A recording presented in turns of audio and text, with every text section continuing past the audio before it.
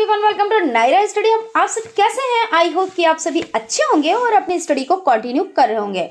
Friends, आज का जो वीडियो लेक्चर हो जाता है वो आपका 2024 का संस्करण, उसमें पवन सीरीज का डीएलएड फर्स्ट सेमेस्टर का, और अगर सब्जेक्ट की बात की जाए तो सामाजिक अध्ययन का कक्षा शिक्षण, इस पर डिस्कस करेंगे। सो आप लोग वीडियो में लास्ट तक बने रहिएगा, वीडियो को बिल्कुल भी स्किप ना कीजिएगा, क्योंकि हर एक चीज आप लोगों के लिए इंपॉर्टेंट हो जाती है। और आप लोग अगर तैयारी स्टार्टिंग से स्टार्ट करते हैं तो आप लोगों के लिए बहुत ही ज्यादा बेहतर होता है। क्योंकि देखिए, वो तैयारी नहीं होती है जो 10 से 15 दिन में कर ली जाए। वो बात अलग की है कि कुछ लोग ये कहते हैं कि एक मैराथन देख के आपका सब कुछ हो जाएगा, एक मैराथन देख के आपको बहुत अच्छा स्कोर मिलेगा, मगर ऐसा कुछ भी नहीं है। मैराथन कब देखी जाती है? मैराथन तब देखी जाती है जब हर एक चीज आपकी क्लियर होती है, उसके बाद आपको रिवीजन करना होता है।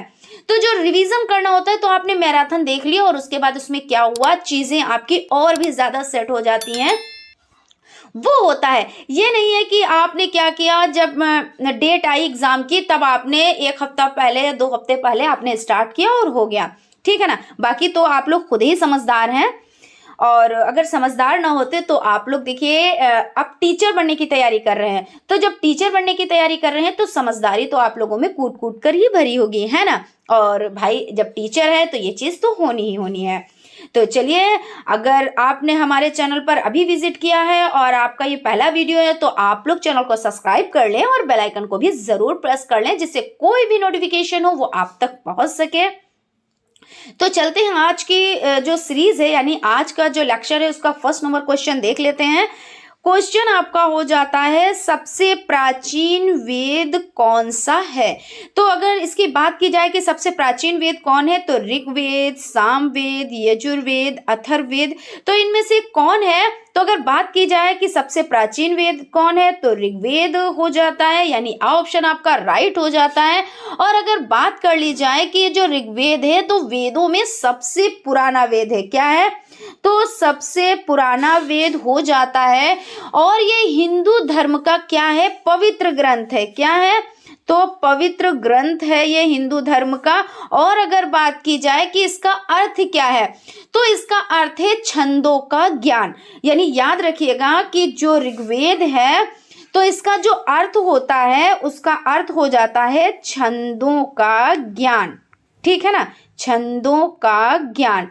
और अगर बात की जाए तो 1500 कब, तो यहाँ पे लिख देते हैं 1500 ईसा पूर्व। कब? तो 1500 ईसा पूर्व के आसपास संस्कृत में लिखे गए। ये अगर बात की जाए किस भाषा में लिखी गई, तो संस्कृत भाषा में लिखी गई। और अगर बात की जाए कब, तो 1500 ईसा पूर्व में, ठीक है ना। और अगर बात की जाए कि इसमें मंडल, तो मंडलों की संख्या यानी 10 मंडलों में, और व्यवस्थित कितनी है कविता, तो 1028। तो इस तरह से ये आपका हो जाता है। यानी सबसे प्राचीन वेद तो ऋग्वेद। क्वेश्चन है आपका, शक संवत किसने चलाया? अशोक ने, चंद्रगुप्त ने, कनिष्क ने, या समुद्रगुप्त ने? तो यहाँ पे आंसर आपका हो जाता है कनिष्क, यानी कि सा ऑप्शन आपका राइट हो जाता है। और इन्होंने क्या किया, 78 ईस्वी में शक संवत की शुरुआत की, ठीक है ना। कब की? तो 78 ईस्वी में। और यहाँ पे देख लेते हैं, जिसका उपयोग कहाँ पे होता है, तो भारत सरकार द्वारा किया जाता है। इसका उपयोग कहाँ पे किया जाता है, तो भारत सरकार द्वारा, ठीक है ना, भारत सरकार द्वारा। तो इस तरह से आपका जो आंसर सा यानी ऑप्शन सा हो जाता है वो राइट हो जाता है। क्वेश्चन है आपका, पुरापाषाण काल में मनुष्य का व्यवसाय क्या था? तो आखेट, कृषि, व्यापार, या शिल्प? तो इसमें आपका आंसर जो हो जाता है, तो इसमें आपका हो जाता है आखेट। क्यों? क्योंकि देखिए, पुरापाषाण काल में मनुष्य का जो व्यवसाय था, तो वो सबसे पहला जो व्यवसाय था तो वो आखेट था। उसके बाद कृषि, ये सब चीजें, लेकिन आखेट, ठीक है, चलते हैं नेक्स्ट क्वेश्चन की तरफ। क्वेश्चन आपका हो जाता है मोहनजोदड़ो की सबसे बड़ी इमारत थी, तो पुरोहित आवास, स्नानागार, अन्नागार या कोषागार। तो देखिए यहाँ पे थोड़ी सी कंफ्यूजन क्रिएट होती है, लेकिन कोई नहीं, कंफ्यूजन को क्या करेंगे, कंफ्यूजन को खत्म करेंगे। तो कहीं आप जब आप सर्च करेंगे, आप खुद सर्च करके देख लीजिएगा, आपको स्नानागार भी मिलता है जो कि आपके ऑप्शन में है, ठीक है ना, यानी बा ऑप्शन आपका राइट है। लेकिन आपका अन्नागार भी आपको मिलता है। और इसकी अगर बात की जाए, तो इसमें बात की जाए इसकी लंबाई चौड़ाई की, तो 45, यहाँ पे 45.71 मीटर इसकी लंबाई हो जाती है। किसकी हम बात कर रहे हैं, तो अन्नागार की बात कर रहे हैं, ठीक है ना। तो इस तरह से आपका ये सा ऑप्शन भी राइट है, और कहीं कहीं पे आपको स्नानागार भी मिलता है। तो आप लोग अपने स्तर से इसको देख लीजिएगा। वैसे आपका कहीं कहीं पे स्नानागार भी है, कहीं कहीं पे अन्नागार भी आपको मिल जाता है। चलिए देखते हैं, सूर्य के चारों ओर परिक्रमा करने वाले खगोलीय पिंड क्या कहलाते हैं। तो क्षुद्र ग्रह, उपग्रह, ग्रह, पुच्छल, तारा। तो इसमें आपका आंसर हो जाता है ग्रह, यानी कि सा ऑप्शन आपका राइट है। और इंडिका पुस्तक के लेखक कौन है, कौटिल्य, सिकंदर, मेगस्थनीज या अरस्तु। तो मेगस्थनीज हो जाते हैं, ठीक है ना। अगर बात की जाए कि इंडिका जो लिखी गई है, ठीक है ना, तो ग्रीक लेखक, अगर लेखक की बात की जाए कि ये लेखक जो मेगस्थनीज थे, तो ये कौन लेखक थे, तो ग्रीक लेखक थे। क्या थे, यहाँ पे चीज समझिएगा, थोड़ी सी यहाँ पे समझिएगा। ग्रीक लेखक, अगर आपसे क्वेश्चन में आ जाता है कि मेगस्थनीज जो है, यानी इंडिका पुस्तक के लेखक तो मेगस्थनीज है, और इंडिका किस भाषा में लिखी गई। अब यहाँ पे आप कंफ्यूज किए, ग्रीक लेखक है, ठीक है भाई, ग्रीक लेखक मेगस्थनीज हो गए, और इनके द्वारा यूनानी भाषा में लिखी गई है ये ग्रीक लेखक, लेकिन लिखी किस भाषा में गई है, तो यूनानी भाषा में लिखी गई। ये चीज याद रखिएगा, यहाँ पे कंफ्यूज बिल्कुल भी ना होइएगा, ठीक है ना। तो ये जो आपकी इंडिका है, ये यूनानी भाषा में लिखी गई है, और जिसमें क्या है, तो मौर्यकालीन भारत के जो मौर्यकालीन, यहाँ पे समझ लेते कि इसमें क्या चीजें हैं। तो मौर्यकालीन जो हो जाता है, मौर्यकालीन भारत के समाज, नगरों और भूगोल, इन सब चीजों का वर्णन किया गया है, और भी बहुत चीजों का वर्णन इसमें हुआ है। तो याद रखिएगा, देखिए एक बार फिर से रिवीजन कर लेते हैं कि ग्रीक लेखक हैं कौन, मेगस्थनीज, और जो इंडिका पुस्तक है ग्रीक लेखक, लेकिन लिखी गई है यूनानी भाषा में। और इस पुस्तक में क्या चीजें हैं और किसके शासनकाल की बात है, तो मौर्यकालीन भारत के समाज, ठीक है, नगरों और भूगोल आदि का भी वर्णन यहाँ पे मिलता है, यानी इसमें मिलता है। क्वेश्चन आपका हो जाता है, पहिए का आविष्कार हुआ कब हुआ, पहिए का आविष्कार, तो पुरा पाषाण काल में, मध्य पाषाण काल में, नव पाषाण काल में, ये आपका धातु काल में। तो पहिए का जो आविष्कार हुआ वो नव पाषाण काल में हुआ, इसलिए आपका सा ऑप्शन राइट हो जाता है। कुतुबनुमा का आविष्कार किस देश में हुआ, तो कुतुबनुमा का आविष्कार जो हुआ वो देखिए चीन में हुआ, या मिस्र में हुआ, या यूनान में हुआ, या भारत में हुआ। तो कुतुबनुमा का आविष्कार कहाँ हुआ, तो चीन में हुआ, इसलिए आपका आ ऑप्शन राइट हो जाता है। क्वेश्चन की तरफ चलते हैं, नेक्स्ट क्वेश्चन देख लेते हैं। भारतीय मानक समय रेखा गुजरती है, तो अहमदाबाद से, या लखनऊ से, या कोलकाता से, या इलाहाबाद प्रयागराज से। तो इसमें आपका जो आंसर हो जाता है वो इलाहाबाद प्रयागराज हो जाता है। और इसे क्या कहते हैं, इलाहाबाद को संगम नगरी भी कहते हैं। इलाहाबाद को क्या कहते हैं, तो संगम नगरी के नाम से भी जाना जाता है। अगर आपका क्वेश्चन आ जाए कि संगम नगरी के नाम से कौन जाना जाता है, तो इलाहाबाद प्रयागराज है ना, इलाहाबाद का नाम ही तो प्रयागराज है, तो इसमें कंफ्यूज ना होइएगा। नासा का मुख्यालय स्थित है, तो जापान में, अमेरिका में, ब्राजील में, या कनाडा में। तो आपका हो जाता है अमेरिका, यानी कि बा ऑप्शन आपका राइट हो जाता है। पूर्वी घाट तथा पश्चिमी घाट किस स्थान पर मिलते हैं, तो यहाँ पे आपका जो हो जाता है उसमें है अन्नामलाई पर, नीलगिरी पहाड़ियों पर, सतपुड़ा पर्वत पर, या नेपाल में। तो नीलगिरी पहाड़ियों पर, यानी कि बा ऑप्शन आपका राइट हो जाता है, ठीक है ना। फ्रेंड्स देखिए, आप लोग चैनल को सब्सक्राइब ज़रूर करें, और अगर सेशन आपको अच्छा लगता है तो एक लाइक भी ज़रूर किया कीजिए, क्योंकि आपके एक लाइक से क्या होता है, हमें मोटिवेशन मिलता है, और हम क्या करते हैं, चीज़ें बेहतर से बेहतरीन बनाने की कोशिश करते हैं। चलते हैं क्वेश्चन की तरफ। ग्रेट रिफ्ट घाटी किस महाद्वीप में स्थित है? तो अफ्रीका में, उत्तरी अमेरिका में, यूरोप में, ऑस्ट्रेलिया में। तो आपका इसमें अफ्रीका हो जाता है, यानी कि आ ऑप्शन आपका राइट हो जाता है। ठीक है ना। नेक्स्ट क्वेश्चन की तरफ चलते हैं। कोसल महाजनपद की राजधानी थी? तो श्रावस्ती, वाराणसी, चंपा या कौशाम्बी। तो यहाँ पे आपका हो जाता है श्रावस्ती, यानी कि आपका जो आ ऑप्शन है वो राइट हो जाता है। क्वेश्चन है, भारत का सबसे लंबी तट रेखा वाला राज्य कौन है? केरल, गुजरात या आपका हो जाता है गोवा या तमिलनाडु। तो भारत में सबसे लंबी तट रेखा वाला राज्य कौन हो जाता है? तो गुजरात हो जाता है, यानी कि बा ऑप्शन आपका राइट हो जाता है। और राज्य के लगभग देखिए 1214, ठीक है ना, किलोमीटर की लंबी तटरेखा कहां से? तो पश्चिम में अरब सागर से लगती है। कहां से लगती है? तो पश्चिम में अरब सागर से। ठीक है, अरब सागर से, यहाँ पे ध्यान रखिएगा। चलते हैं नेक्स्ट क्वेश्चन की तरफ। ग्लोब प्रतिरूप होता है? तो सूर्य का, चंद्रमा का, पृथ्वी का या महासागर का। तो ग्लोब प्रतिरूप होता है पृथ्वी का, यानी कि सा ऑप्शन आपका राइट हो जाता है। यहाँ पे बात कर लेते हैं। देखिए रिपीटेड क्वेश्चन है, यानी आप लोगों के लिए कितना ज़्यादा इंपॉर्टेंट हो जाता है। जो सबसे प्राचीन वेद है कौन है? तो ऋग्वेद, यजुर्वेद, सामवेद या अथर्ववेद। तो आपको पता है, इस पर डिस्कस भी कर चुके हैं कि ऋग्वेद होता है और ये क्या है? ये सबसे पुराना वेद है। और हिंदू धर्म का क्या है? तो ये पवित्र ग्रंथ है। रिपीट कर दिया हमने, क्योंकि चीजें क्या हो, आप लोगों को याद होनी चाहिए, आपके जहन में बैठनी चाहिए। यानी जहन मतलब माइंड होता है, ठीक है ना, माइंड में चीजें सेट होनी चाहिए। तो यहाँ पे ये पवित्र ग्रंथ हो जाता है। और अगर बात की जाए कि इसका अर्थ क्या होता है, तो होता है छंदों का ज्ञान। क्या होता है? तो छंदों का ज्ञान होता है।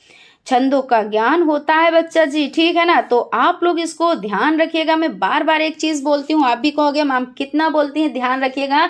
लेकिन जरूरी होता है जब कोई चीज आप पढ़ें तो ध्यान से पढ़ें, मन से पढ़ें, क्योंकि चीजें समझ में आनी चाहिए। हमारा मेन मोटिव क्या है? आपको चीजों को समझाना।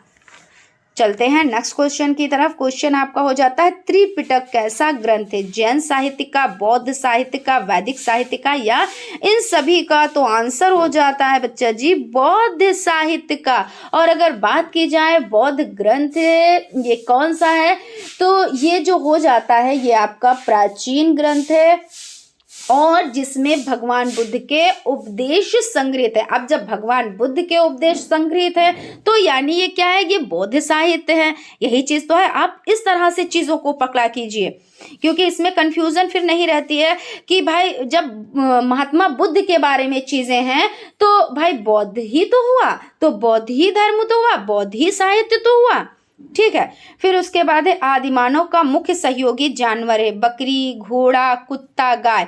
तो इसमें आपका जो सा ऑप्शन यानी कुत्ता हो जाता है, ये राइट हो जाता है। नेक्स्ट क्वेश्चन की तरफ चलते हैं। पुरापाषाण काल में मानव का व्यवसाय क्या था?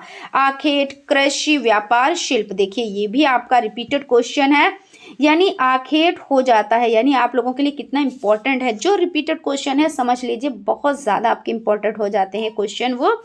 तो पुरापाषाण काल में मानव का मुख्य व्यवसाय क्या था, यानी क्या व्यवसाय था? तो आखेट था। अब क्वेश्चन है, कन्फ्यूशियस किस देश का रहने वाला था? तो मिस्र, भारत, चीन, सऊदी अरब। तो इसमें आपका जो आंसर हो जाता है वो चीन हो जाता है, ठीक है ना। तो आप चीन पर टिक करेंगे, यानी कि सा ऑप्शन आपका राइट हो जाता है। उसके बाद आपका क्वेश्चन है, पिरामिड किस देश में है? तो पिरामिड किस देश में है? यूनान में, रोम में, मिस्र में या सऊदी अरब में? तो आपका जो आंसर हो जाता है वो मिस्र हो जाता है। और पिरामिडों का निर्माण प्राचीन राजधानी में मेम्फिस की बाहरी सीमा पर किया गया था, जो अब मिस्र की राजधानी काहिरा के निकट ही स्थित है, ठीक है ना। अपने देश का आदर्श वाक्य सत्यमेव जयते कहाँ से लिया गया है? ठीक है, तो कठोर उपनिषद से, मुंडको उपनिषद से या ऋग्वेद से? तो मुंडको उपनिषद हो जाता है इसका राइट आंसर। और मुंडकोपनिषद शब्द सत्यमेव जयते का स्रोत है, जो भारत का राष्ट्रीय आदर्श है। क्या है? भारत का राष्ट्रीय आदर्श है ना, भारत का राष्ट्रीय आदर्श है। यहाँ पे आप लिख ले, राष्ट्रीय आदर्श है। और यह अपने राष्ट्रीय प्रतीक में 4 शेरों के साथ प्रकट होता है। अब अगर बात आ जाए कि कितने शेर हैं इसमें, तो आपको देखो दिखाई कितने पड़ते हैं, 3 ही दिखाई पड़ते हैं ना, तो आप ज्यादातर यहाँ पे हो जाते हैं कंफ्यूज।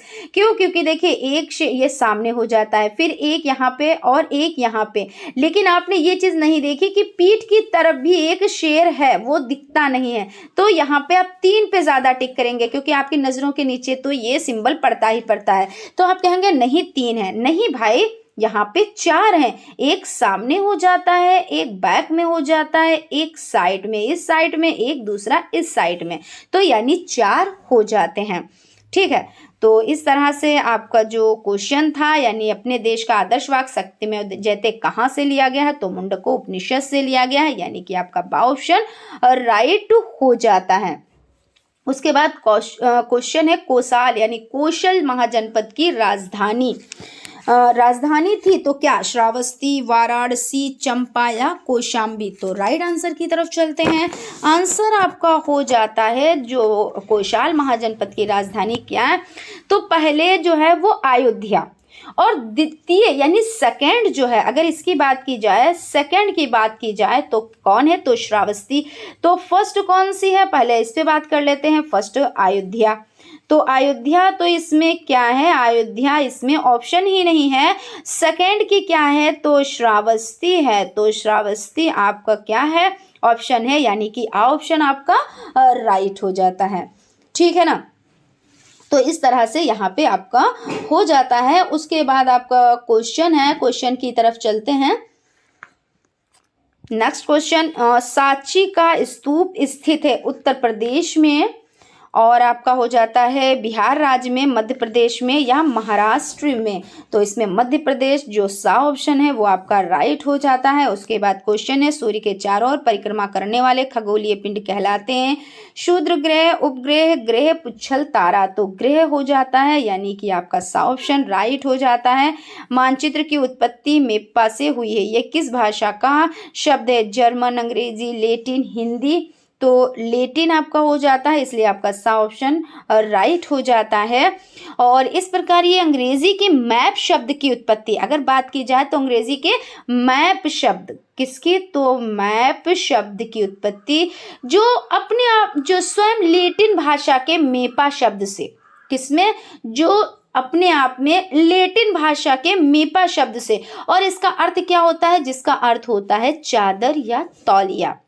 ठीक है, तो इस तरह से आपका हो जाता है कि मानचित्र की उत्पत्ति मेपा से हुई है, और इसका अर्थ क्या होता है? तो जिसका अर्थ चादर या तौलिया होता है, और ये किससे लिया गया है? तो लैटिन से। यहाँ पर आपका सा ऑप्शन राइट हो जाता है। 0 डिग्री अक्षांश को कहते हैं, क्या कहते हैं? भूमध्य रेखा, कर्क रेखा, मकर रेखा, आर्कटिक रेखा? तो क्या कहते हैं, इसको समझ लेते हैं। तो भूमध्य रेखा कहते हैं, यानी 0 डिग्री अक्षांश को क्या कहते हैं? तो भूमध्य रेखा कहते हैं, यानी कि आपका आ ऑप्शन राइट हो जाता है। 21 जून को सूर्य की किरणें सीधी पड़ती हैं, तो मकर रेखा, आर्कटिक रेखा या विषुवत रेखा या कर्क रेखा? तो आपका कर्क रेखा, यानी कि आपका द ऑप्शन राइट हो जाता है। इनमें से भारतीय अर्थशास्त्री कौन है? तो मार्शल, पीगू, जेके मेहता, कीन्स? तो जेके मेहता हो जाते हैं। उसके बाद आपका क्वेश्चन है, इतिहास के अध्ययन की स्रोत है? साहित्य, स्मारक, शिलालेख? भाई ये सभी हैं, तो यानी कि सभी, यानी द ऑप्शन आपका राइट हो जाता है। उसके बाद क्वेश्चन है, इतिहास हमारे संपूर्ण भूतकाल का वैज्ञानिक अध्ययन तथा लेखा जोखा, ये कथन किसका है? तो ये कथन है हेनरी जॉनसन का, या रैप्सन का, या जॉन्स का, या प्रोफेसर घाटे का? तो इसमें आपका आंसर हो जाता है प्रोफेसर घाटे का, यानी कि द ऑप्शन आपका राइट है। तो फ्रेंड्स, आज यहीं तक आपका सेशन यहाँ पे कंप्लीट होता है, और फ्रेंड्स कहना चाहेंगे कि आप अगर हमारे चैनल पर अभी नए हैं और अभी आपने विजिट किया है तो चैनल को सब्सक्राइब ज़रूर कर लें और बेल आइकन को भी ज़रूर प्रेस कर दें, जिससे कोई भी नोटिफिकेशन हो वो आप तक पहुंच जाए। और फ्रेंड्स देखिए, कहना चाहेंगे कि अगर आपको सेशन अच्छा लगा तो एक लाइक भी ज़रूर करें, क्योंकि आपका एक लाइक जो है वो हमें बहुत ज़्यादा मोटिवेट करता है। और हम चीज़ें क्या करते हैं, बहुत अच्छी यानी अच्छी चीज़ें तो हम आपको प्रोवाइड कराते ही कराते हैं, और भी चीज़ें, बहुत अच्छी चीज़ें हम प्रोवाइड कराने की कोशिश करेंगे, और भी साथ में आप लोगों को ऐसी ऐसी चीज़ें लेके आएंगे जो आपके एग्ज़ाम में बहुत ज़्यादा आपको हेल्प कराएंगे, ठीक है ना। तो अगर आप चैनल पर नए हैं तो चैनल को सब्सक्राइब कर लें, बेल आइकन को भी ज़रूर प्रेस कर लें, और क्लास को यानी आप वीडियो को लाइक भी ज़रूर करें और वीडियो शेयर भी ज़रूर किया कीजिए। Thank you.